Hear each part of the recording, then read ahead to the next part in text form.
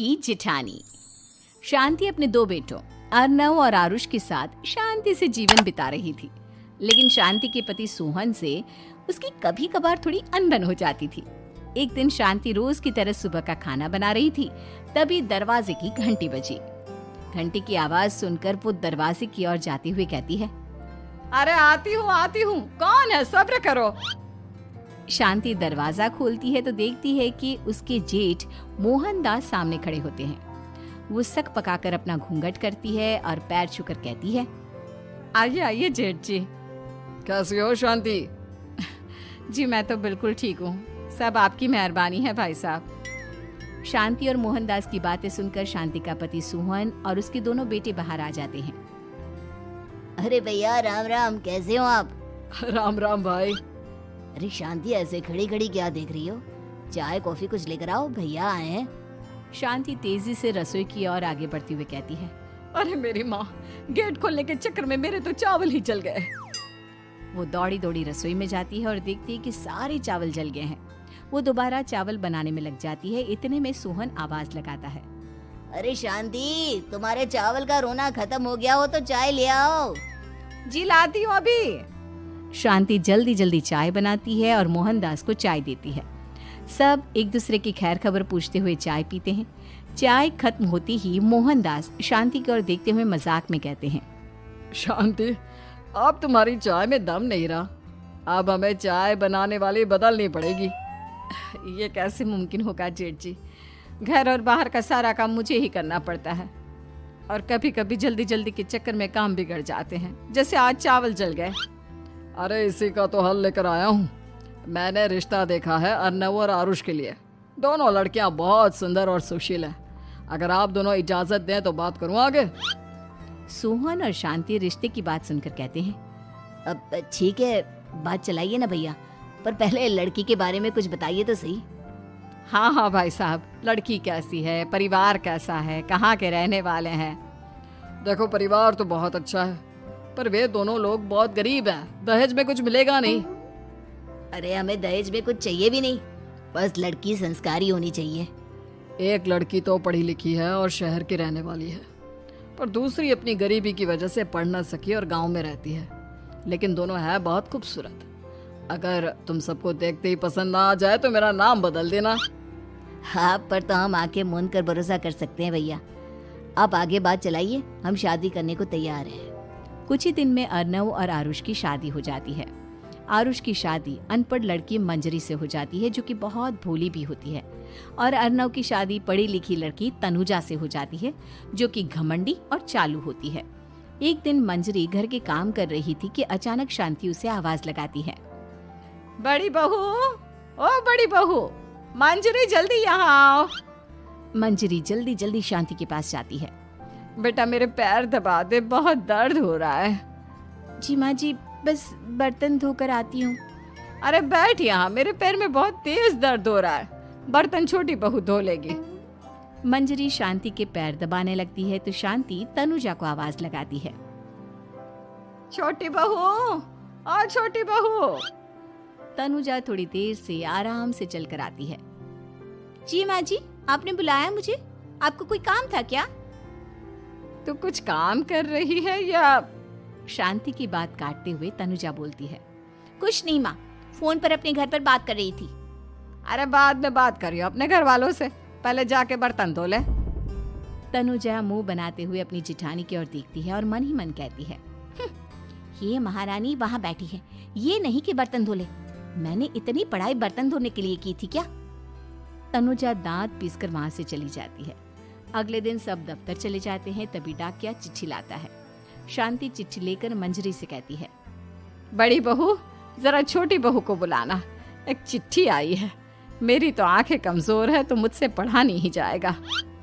मंजरी तनुजा के पास जाकर कहती है, तनुजा, तुम्हें माँ जी बुला रही हैं। मुझ पर हुक्म मत चलाओ, काम बताओ काम। अरे मैंने तुम पर कहाँ हुक्म चलाया, और हुक्म चला भी दूंगी तो क्या हुआ, तुम तो मेरी छोटी बहन की तरह हो ना। तुम जैसी अनपढ़, जाहिल और गांव की गवार मेरी बहन नहीं हो सकती। बेचारी मंजरी तनुजा की बात सुनकर अपना सा मुंह लेकर रह गई। कोई चिट्ठी आई है, माँ जी तुमसे पढ़वाना चाहती है, बस इसलिए बुला रही हैं। मुंह टेढ़ा करके तनुजा मंजरी का मजाक बनाती हुए कहती है, अनपढ़ कहीं की। तनुजा का ऐसा बर्ताव देखकर बड़ी बहू बहुत दुखी होती है। तनुजा को अपनी पढ़ाई का घमंड इतना हो गया कि अब वो घर के कोई काम नहीं करती और अपनी जेठानी का मजाक बनाती रहती। तनुजा का ये बर्ताव अब उसकी सास को भी नजर आने लगा था। एक दिन शांति ने अपनी बड़ी बहू से कहा, मंजरी, तनुजा हर समय तुम्हारा मजाक उड़ाती है, तुम्हें गुस्सा नहीं आता क्या? आता तो है माँ जी, लेकिन मैं क्या करूं? जब भी उसे कुछ बोलती हूँ वो और भी जली कटी बातें मुझे सुनाकर चली जाती है। मैं उसे अपनी छोटी बहन की तरह प्यार करती हूँ, लेकिन उसके दिल में मेरे लिए कोई इज्जत नहीं।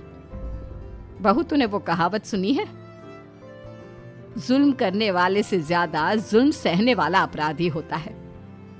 मंजरी अपनी सास का इशारा समझ जाती है। वो अपनी देवरानी को सबक सिखाने की ठान लेती है और एक दिन शांति अपनी दोनों बहुओं के साथ बैठी थी तो शांति अपनी बड़ी बहू से पूछती है, अरे बहू, शाम होने को है, कुछ सोचा है क्या बनेगा खाने में? माँ जी, मेरे तो सर में बहुत दर्द है आज। मेरी प्यारी देवरानी ही कुछ अंग्रेजी खाना बनाकर खिलाएगी। सुना है पढ़े लिखे लोग अंग्रेजी खाना बहुत अच्छा बनाते हैं, क्यों तनुजा? इतना कहकर मंजरी अपनी सास की ओर देखकर मुस्कुरा दी। तनुजा अपनी तारीफ सुनकर बहुत खुश हो गई। इतने में शांति कहती है, ये तो सच बात है छोटी बहू, ये तो मैंने भी सुना है। हम भी पक गए हैं बड़ी बहू के हाथ का खाना खा खा कर। तनुजा, तुम्हारी माँ भी तो तुम्हारे खाने की बहुत तारीफ करती हैं। आज हमें भी खिला दो कुछ अच्छा सा बनाकर। शांति की बात सुनकर छोटी बहू और आसमान पर चढ़ गई, पर उसे ये कहाँ पता था कि उसकी सास और जेठानी उसे सबक सिखाना चाहती हैं। तनुजा अपनी तारीफ सुनकर खुश तो बहुत होती है, पर सोचने लगती है, मुझे तो कैसा भी खाना बनाना नहीं आता। अब मैं क्या करूंगी? अगर मैंने इनको सच बता दिया तो मेरी सारी इज्जत मिट्टी में मिल जाएगी। अरे छोटी बहू, क्या सोच रही हो? खिलाओगी ना अपने हाथ का अंग्रेजी खाना? छोटी बहू हाँ में सर हिला देती है।